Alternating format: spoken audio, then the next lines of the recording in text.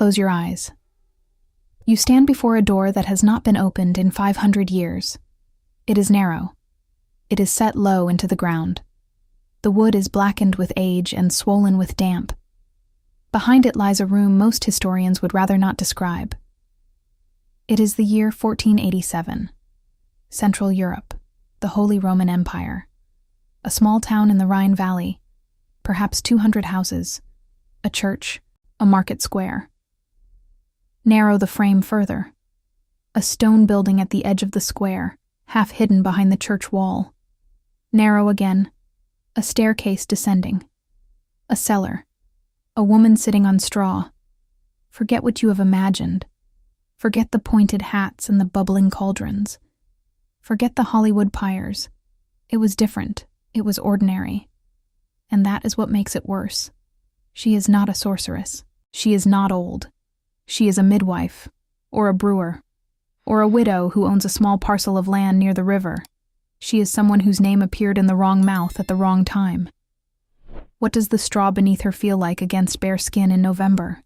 What does the air taste like 3 meters underground, where stone breathes moisture and iron bleeds rust?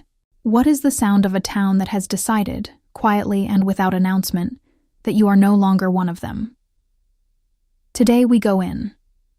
Before we go further, let me show you how we know what we know. In 1487, 2 Dominican inquisitors, Heinrich Kramer and Jacob Sprenger, published the Malleus Maleficarum, the Hammer of Witches. It became the operational handbook for witch trials across Europe. Surviving copies, annotated in the margins by local magistrates, tell us exactly how accusations were processed, how interrogations were structured, and what happened in those cellar rooms. The historian Robin Briggs, in his study Witches and Neighbours, analyzed over 400 trial records from Lorraine alone, reconstructing the social mechanics of accusation, who accused whom and why. Meanwhile, the archaeological work of teams in Bamberg and Würzburg has uncovered the physical spaces of detention, the dimensions of cells, the placement of shackles, the residue on walls. This is not speculation. These are rooms you can still visit. These are words that were written down. Now step back through that door. It begins in the dark, not dramatically, not with thunder. It begins with a knock.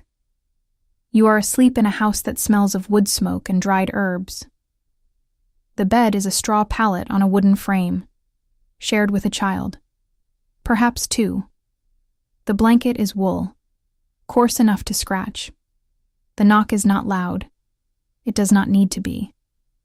In a town of 200, everyone knows what a knock before dawn means. 2 men from the town council stand at the door. One holds a lantern. The other holds a folded document. They do not shout. They do not drag.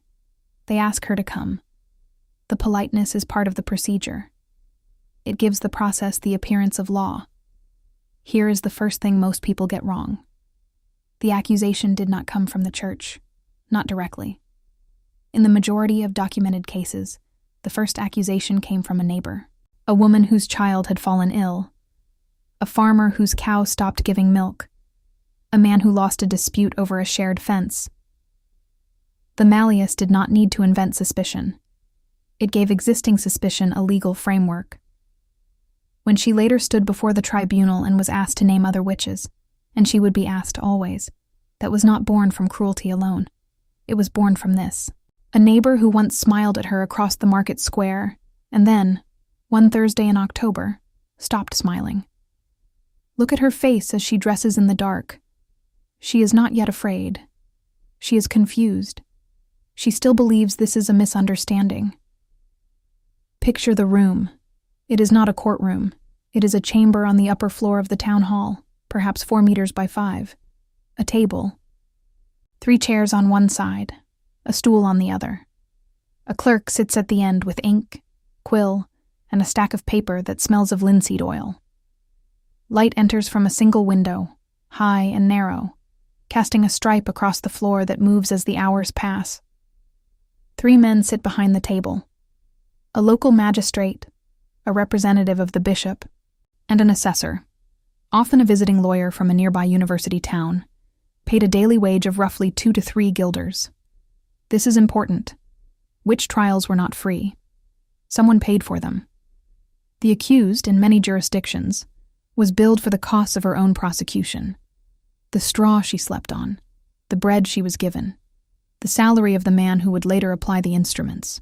Feel the stool beneath you. It is hard and narrow. Your feet do not quite reach the floor. Your wrists have not been bound. Not yet. The questions begin slowly. Your name, your parish, your husband's name, or, if widowed, the date of his death. Whether you attend Mass, how often, whether you have quarreled with anyone recently. Now listen. Hear the scratch of the quill. Hear the clerk's breathing. Hear the way the assessor clears his throat before each new question. A habit he does not notice, but that marks the rhythm of your unraveling.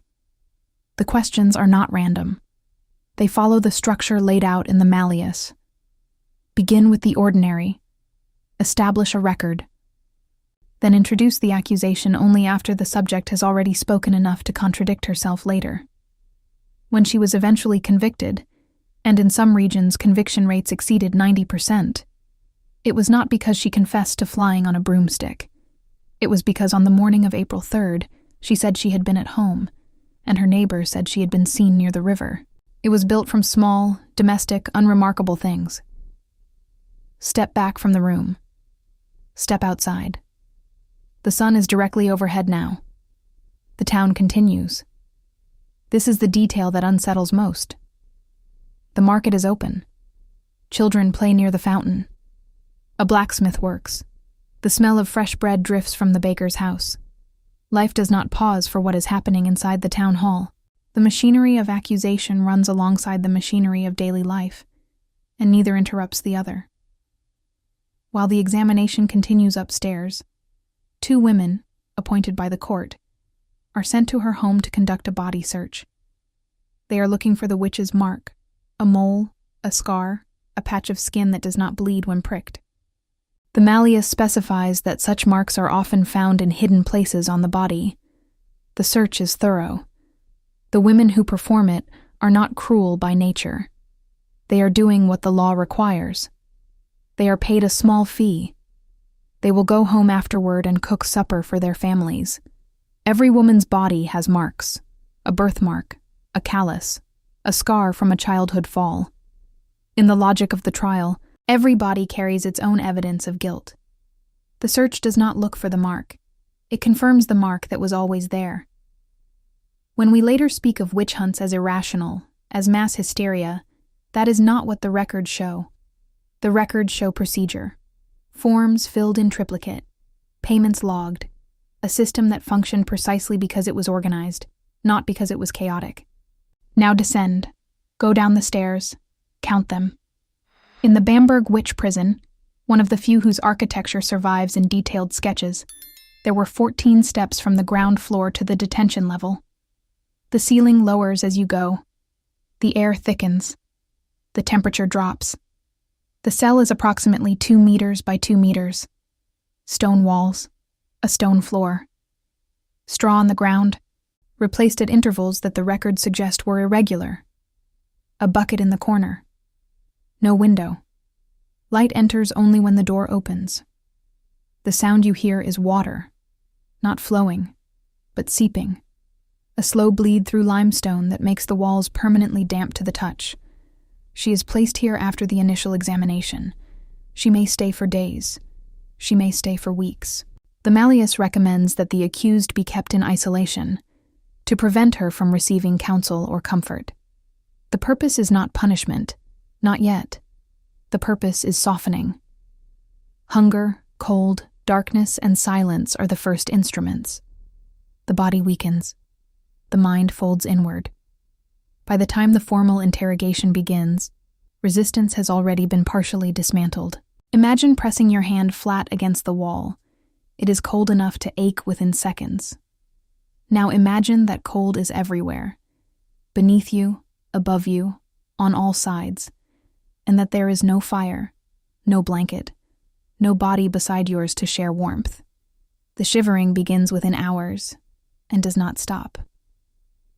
She thinks about her children. The records rarely mention this, but we can infer it from the petitions. Desperate notes smuggled out through guards, addressed to relatives, asking that someone feed the goat, that someone check on the youngest. The domestic persists even here, especially here. The word used in the trial records is not torture. The word is peinliche Befragung, the painful questioning. The distinction matters. It is a legal term. It has procedures. It has limits, in theory. The Malleus recommends that torture be applied in stages, with rest periods, and that a physician be present. In practice, the records from Bamberg and Würzburg show that these limits were often compressed or ignored. We will not describe the instruments in detail. You do not need that. What you need to know is this. The purpose was confession, and the confession had a specific shape. She was not simply asked whether she was a witch. She was asked to describe the pact with the devil. She was asked to name the date, the place, the words spoken. She was asked to name others who were present. The names, that is the engine. Every confession produced new names. Every name became a new accusation. The system fed itself. In Würzburg, between 1626 and 1631, over 900 people were executed for witchcraft. The population of the city was approximately 15,000. Do the mathematics. That is 6% of a city, erased in 5 years. When she finally spoke, and almost all of them spoke, it was not because she believed what she was saying. It was because the body has a threshold beyond which the mind will agree to anything to make the pain stop. The inquisitors knew this. The Malleus accounts for it. It instructs the examiner to verify details of the confession, to ensure consistency, as if consistency were possible under such conditions. When people today dismiss confessions obtained under pressure as unreliable, they are repeating an argument that some judges made in the 15th century itself. Friedrich Spee, a Jesuit priest, wrote in 1631 that he had accompanied dozens of women to the stake and believed every one of them to be innocent. His book was published anonymously. He understood what it cost to contradict the system from within. It is dark now. The town is quiet. The verdict, in most cases, was predetermined by the confession. If she confessed, and the confession rate in regions that permitted torture exceeded 90%, the sentence was death. If she did not confess, she could be held indefinitely. In some jurisdictions, failure to confess was itself taken as evidence of the devil's protection. The system had no exit. The method of execution varied. In the Holy Roman Empire, burning was standard, but the records show that in many cases, the condemned was strangled at the stake before the fire was lit. This was considered mercy. It was sometimes granted in exchange for a full confession. The price of a quicker death was more names. See her now. The last night. The cell is the same. The cold is the same. But she is not the same. She has spoken words she does not believe, named people she does not hate, described things that never happened. She has been broken not by monsters, but by process. By men who filed paperwork and went home for dinner. The cost of the execution, the wood, the executioner's fee, the guard's wages, was deducted from her estate. Her children would inherit what was left, which was often nothing. In Bamberg, surviving accounts show that the average cost of a witch trial, from arrest to execution, was approximately 50 guilders. A skilled craftsman earned roughly 30 guilders per year. Her death was not the end. It was a receipt. Filed, stamped, archived. Step back. Look at everything we have seen. The scratch of a quill, the smell of damp straw, the cold of a stone wall against a palm, the taste of bread given once a day, the silence of a town that carried on. Here is the central truth. Witch trials were not an aberration. They were a system. They had budgets, legal frameworks, trained professionals, and institutional memory. They functioned not because people were ignorant, but because people were organized. The horror was not chaos. The horror was order.